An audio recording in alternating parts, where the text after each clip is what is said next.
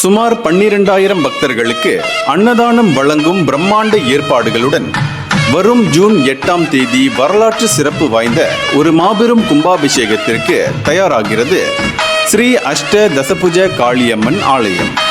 பக்தர்கள் எத்தனை ஆயிரம் பேர் வந்தாலும் எந்த தடையுமின்றி அற்புதம் நிறைந்த அம்மனை தரிசித்து செல்லும் மிக நேர்த்தியான ஒழுங்குகளும் தயாராகிவிட்டன. இப்போதே மலாக்காவில் இந்த மகிமை வாய்ந்த அம்மனை தரிசிக்க மிக பெரும் மக்கள் கூட்டம் தினமும் அலைமோதுகிறது. சுமார் 1000க்கும் மேற்பட்ட வாகனங்களை நிறுத்திக் கொள்ளும் வசதிகளை இந்த ஆலயம் கொண்டுள்ளதால் வரும் பக்தர்களுக்கு கவலையே இல்லை. கம்பீரமாகவும் அழகாகவும் சிற்ப நுட்பங்களால் செதுக்கப்பட்டு உயர்ந்து நிற்கும் கோவில் கோபுரங்கள் தமிழ்நாட்டில் உள்ள பெரும் கோவில் ஒன்றை தரிசிக்கும் உணர்வை கொடுப்பதாக பக்தர்கள் மகிழ்ச்சி தெரிவிக்கின்றனர்.